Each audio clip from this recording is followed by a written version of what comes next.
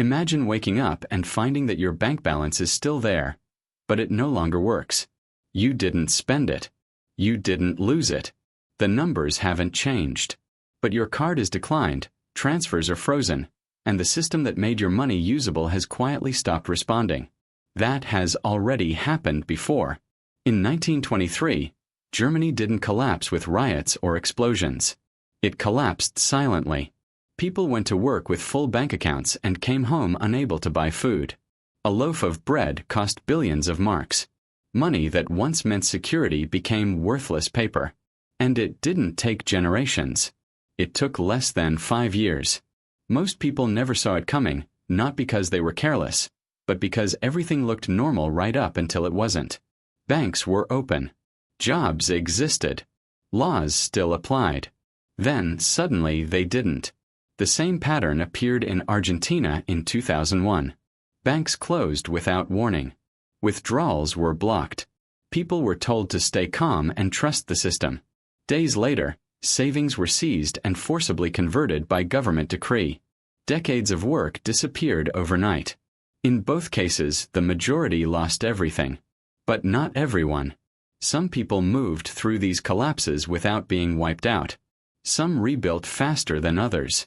The difference wasn't intelligence, luck, or prediction. It was how they were positioned long before collapse became obvious. That should bother you. Because most people today are positioned exactly like the ones who lost everything. Their money sits inside systems they don't control, governed by rules that can change without their consent. Every major currency failure follows the same sequence. Debt grows faster than real production. Money is created faster than trust can absorb. At first, nothing feels wrong. Then confidence cracks. Then rules change. And once they do, numbers on screens stop behaving like money. Look at the present. National debts measured in tens of trillions. Currencies that have lost most of their purchasing power within a single century. Trillions created in years, sometimes months. This isn't politics. It's arithmetic. This does not mean collapse happens tomorrow. It means the conditions that have preceded collapse every time in history are visible again. And when those conditions complete, warning turns into speed. History makes one thing clear. Most people are not destroyed by chaos. They are destroyed by normal behavior. They trust institutions. They follow rules. They assume tomorrow will look like yesterday. The people who survive are not the ones who predict timing correctly. They are the ones aligned with principles that still work when systems stop working. There are 5 such principles. And understanding them is not about getting rich. It is about not losing everything when the system you depend on no longer protects you. Most people believe they are being responsible with money. They diversify. They follow experts. They trust strategies that have worked for decades. And as long as stability holds, that behavior is rewarded. The problem is that collapse does not punish recklessness first. It punishes obedience. Almost all financial advice depends on assumptions that disappear in a crisis. It assumes banks remain solvent, markets stay liquid, contracts are enforced, and governments follow their own rules. When those assumptions break, the advice doesn't slowly weaken. It fails instantly. Think about where your money actually lives. Not emotionally, but structurally. Your savings are not objects. They are promises. Your retirement account is a promise layered on top of other promises. Your investments only work if the system functions tomorrow the way it does today. In a collapse, that continuity breaks. This is why historical failures feel shocking in hindsight. In Weimar Germany, people followed the safest advice available. Hold cash. Trust banks. Wait. That discipline erased them. In Argentina, people deposited dollars in regulated banks because the system promised protection. When the crisis arrived, the rules were rewritten in a weekend. The advice didn't fail gradually. It failed all at once. A strategy that works 99% of the time can still destroy you if it fails at the one moment you need it most. Collapse is that moment. This is why diversification doesn't save you when access is restricted. Why guarantees don't matter when enforcement disappears. Why waiting for certainty is not caution, but exposure. A principle is different from advice. It does not depend on confidence, policy, or permission. It continues to function when markets close, banks freeze, and rules change. Tactics tell you what to buy and when to rebalance. Principles tell you what still works when buying and rebalancing are no longer possible. If your financial plan only works when everything works, it is not protection. It is a bet on stability. The people who survive do not guess better. They structure differently. And the first principle explains why most modern wealth disappears before people even realize they're in danger. Every collapse exposes the same weakness. Wealth that exists only as a claim stops working the moment the system enforcing that claim breaks. That's uncomfortable, because most people today don't own things. They own promises. When currencies fail and institutions weaken, paper wealth doesn't decline slowly. It stops functioning immediately. Physical reality does not. In Germany after the First World War, bank balances still existed on paper. They just no longer meant anything. A farm, however, was still a farm. It produced food before the collapse and after it. The price in marks exploded, but the real value didn't change. That distinction matters, because many people who thought they were wealthy were holding nothing more than numbers that required permission to use. The same pattern appeared in Zimbabwe decades later. Savings, wages, and pensions evaporated under hyperinflation. But land, livestock, and tools retained value because they produced something real regardless of the currency. In Argentina, bank accounts were frozen and deposits were converted by force. Paper wealth vanished behind legal language. Physical assets did not. Now apply that logic to the present. Most modern wealth is not cash. It's digital. Stocks are claims on future earnings. Bonds are claims on repayment. Bank deposits are claims on institutional solvency. Retirement accounts are layers of promises built on top of other promises. These structures feel solid only because the system around them is still functioning. Hard assets do not rely on confidence or enforcement. They exist independently of the financial system. That does not mean prices cannot fall. It means value does not disappear simply because rules change. Here is the uncomfortable implication. If most of what you own only works while institutions behave normally, then your wealth is not protected against collapse. It is exposed to it. Paper wealth depends on stability. Real assets survive instability. And in a breakdown, that difference decides who still has something when the system stops pretending to work. Not all assets fail in a collapse, but many of the ones people trust most do. That's because the difference isn't whether something is real or digital. The difference is whether it produces. A productive asset creates value without needing a buyer. It produces food, shelter, energy, or essential services regardless of market mood. A speculative asset only has value if someone else agrees to pay more for it later. When that agreement disappears, so does the value. That distinction becomes fatal when systems break. During the Great Depression, markets collapsed nearly 90%. People who depended on selling assets were wiped out. But farms still produced food. Rental housing stayed occupied. Businesses tied to basic needs continued operating. Prices fell sharply, but production did not stop. Speculation works when confidence is expanding. It fails when confidence disappears. In a breakdown, buyers vanish first. Liquidity dries up. Assets that depend on resale stop behaving like assets at all. This matters now because much of what people call investing is built on resale, not production. Indexes rise because belief rises. Highly leveraged real estate works because credit is cheap. Digital assets exist because confidence persists. All of them assume someone will be there to buy later. A productive asset doesn't need optimism. It needs demand.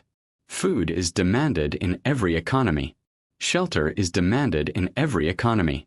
Essential services are demanded in every economy. Assets tied to necessity survive longer than assets tied to sentiment. Here is the uncomfortable test. If markets froze tomorrow, which of your assets would still produce something? and which would simply wait for a buyer who never comes. Because in collapse, production feeds you, and speculation leaves you exposed.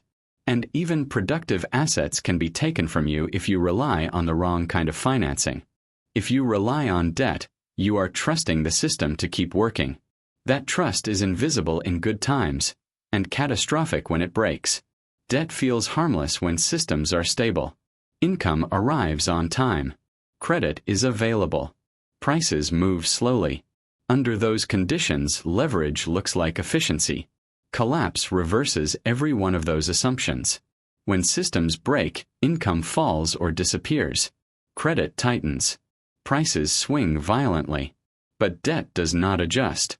The payment stays fixed while everything else becomes uncertain. That mismatch destroys people who did nothing reckless. History is consistent on this point.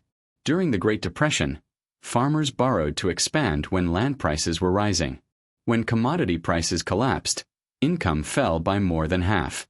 Debt payments didn't fall with it. Banks foreclosed on land that still produced food. Families lost everything not because the asset failed, but because debt gave someone else control. The same pattern appeared in Argentina in 2001. Many mortgages were denominated in dollars. When incomes collapsed, payments stayed the same. Homes that had been paid on for years were lost in months. Those without debt kept theirs. Inflation is often said to help debtors. That only works if income rises with inflation. In real collapses, it doesn't. Wages lag. Jobs vanish. Debt remains. Here is the reality most people avoid. If you owe money on an asset, you do not fully own it. You are holding it under conditions set by someone else. In a collapse, those conditions are enforced aggressively. Debt accelerates growth in expansion. In collapse, it accelerates loss. And this is where many people make a fatal mistake. They believe assets or skills alone will save them, while ignoring the chains attached to them. Which leads to the next principle. The only form of wealth you can carry without permission. Everything you own depends on permission. Property rights exist because they're enforced. Bank access exists because it's allowed. Businesses survive because systems tolerate them. When those systems weaken, ownership becomes negotiable. Skills are different. They don't sit in an account. They don't rely on enforcement. They move with you. And that difference only matters when everything else stops cooperating. Every collapse exposes this gap. When institutions fail, ownership loses priority. Usefulness doesn't. People who can produce value with their hands or minds adapt faster than people who only own things. Not because they're smarter, but because they're needed. History shows this repeatedly. During major displacements of the 20th century, property vanished overnight. Titles meant nothing. Savings were erased. The people who rebuilt were not remembered for what they owned, but for what they could do. Doctors worked. Mechanics fixed machines. Tradesmen exchanged labor for survival. Skills convert directly into food, shelter, protection, and opportunity. They work inside systems and outside them. In stable times, they increase income and independence. In unstable times, they reduce dependence on institutions that may no longer function. This is where modern economies are most fragile. Many people earn well, but only inside highly specialized systems. When those systems fracture, abstract roles lose value quickly. Practical capability doesn't. Here is the uncomfortable test. If you lost access to banks, contracts, and institutions tomorrow, what could you still offer that someone else would need? That answer matters more than net worth. Because skills are the only wealth you can carry without permission. And even they are not enough on their own if you are isolated. When systems fail, people don't survive alone. They survive through other people. Long before banks, governments, and global supply chains existed, economic life ran on trust. You traded with those you knew. You relied on people who could see you, judge you, and hold you accountable. Collapse doesn't create something new. It strips away complexity and forces society back to this older structure. Every modern breakdown follows this pattern. When the Soviet Union dissolved, Salaries stopped and stores emptied. People survived through family, neighbors, and informal exchange.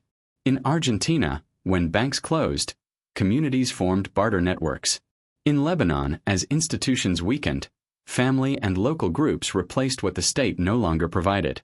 This matters because modern life is built almost entirely on institutions. Many people know their bank better than their neighbors. They rely on national supply chains but have no local redundancy. That efficiency feels safe until it isn't.